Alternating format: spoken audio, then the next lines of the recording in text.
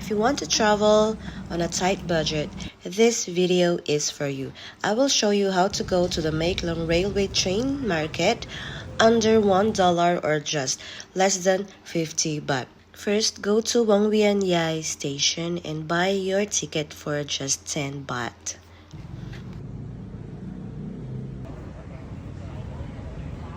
Make sure to arrive 20 minutes before departure because the train is on time. We chose the 7:40 time going to the Mahachai station.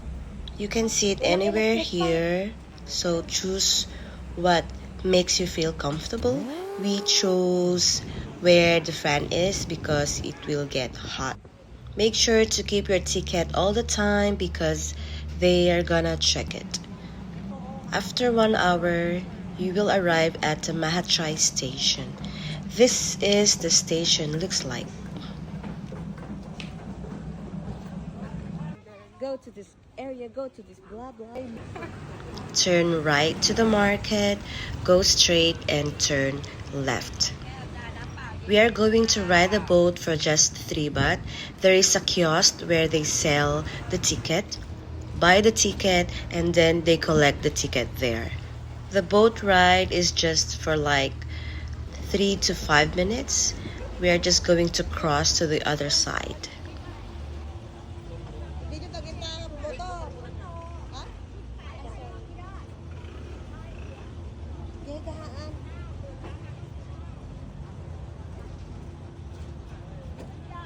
This is the Tachalom Pier, and then go straight and you can see this coffee shop. Then turn right. When you turn right, go straight and turn left. You can see everything here. I've documented for you. Now we're going to Ban Lem railway station, and you can see this temple. Don't forget to put your sunscreen, bring your umbrella, or bring a fan.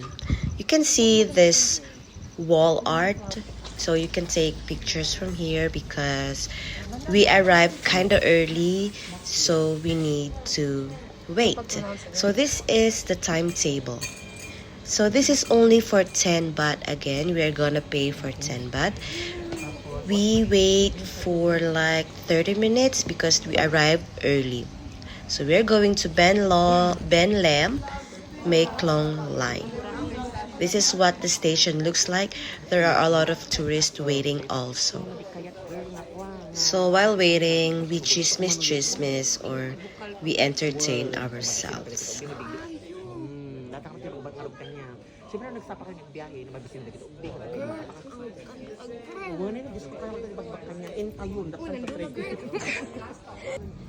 Finally, the train is here. From Banlem station, there are only few passengers, but on the way, we picked up a lot of passengers. I think these are group tours. So yeah, it's better to start at Banlem station, going to the MAEKLONG railway station because if not, it's difficult to find a seat. So yeah, we have seats for us and we chill. The travel time is also 1 hour, so you need to chill, relax, listen to music, chat with your friends. So yeah, better to travel with your friends or with your loved ones or family. This trip is okay for the kids, for adults, but I don't know if it's okay for grandmas and grandpas. I think if you have elders with you, just book a group tour or a private tour.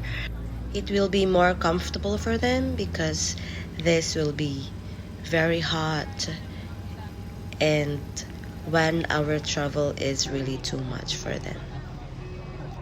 We are near the MAEKLONG railway and there are a lot of people waiting for you there because they're gonna take pictures and videos.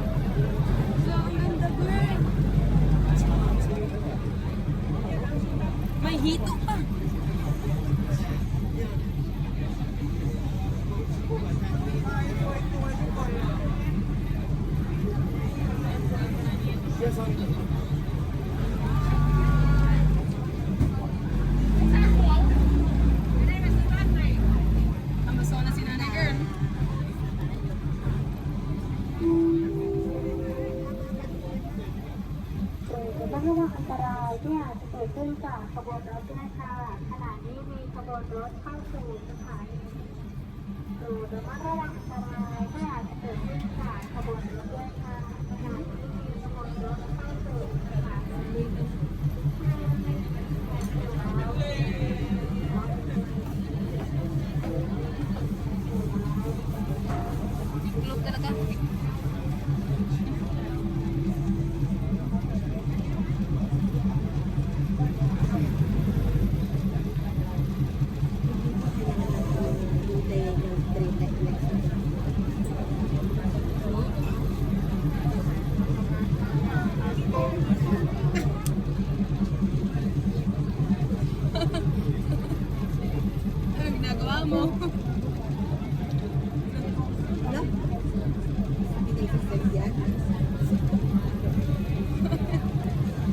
Baka ano ka dyan, matuluyan ka dyan. Tinawanan ka, girl. Tinawanan ka. Tinawanan ka, girl.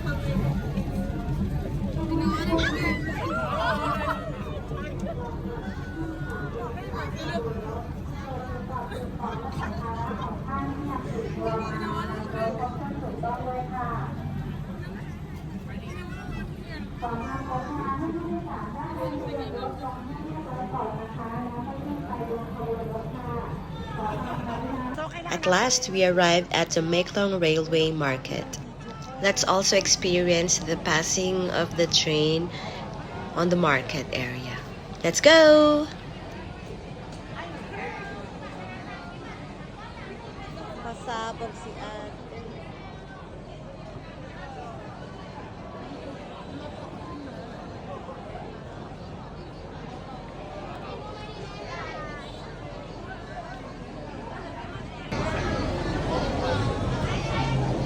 Daming tao, sobra.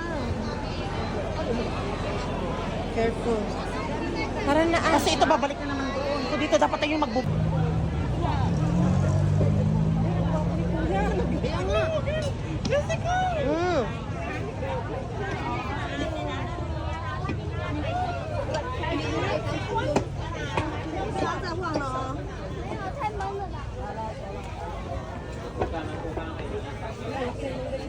Tôm dầm lên tôm dầm à. Lên tôm dầm à. At pabalik siya doon. Yung pabalik na siya. Mag-open ulit ito lahat. So dapat may pwesto tayo na maganda.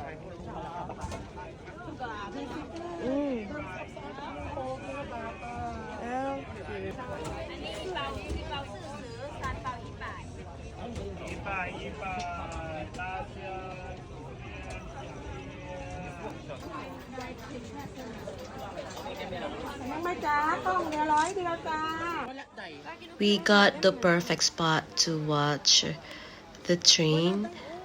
We bought mangoes and pomelo. I love it. So this mango shake is only for 50 baht. So while waiting, we're just chilling. What's good when you DIY or do-it-yourself travel is you have a lot of time for you to explore the market area. But when you are in a group tour, there is only limited time for you to explore. It's just like 20 minutes.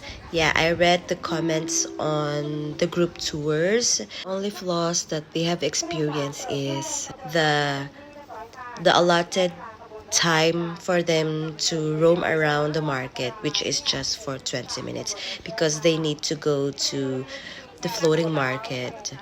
So we went to two floating markets in this area, the Ampawa floating market and the Damnuam Saduk floating market. So these floating markets are just near the area.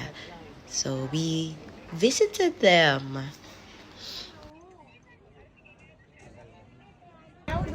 Ayan, magsasaral sila.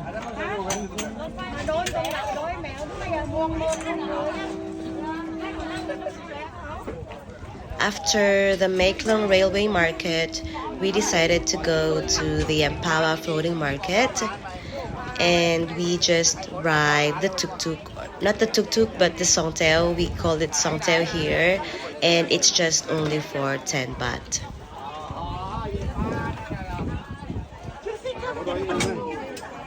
We are not sure where the songtail is, so we asked the vendors how to get here. So from the market, we went straight. Then the first street there, we turned right. This is beside the 7-Eleven store.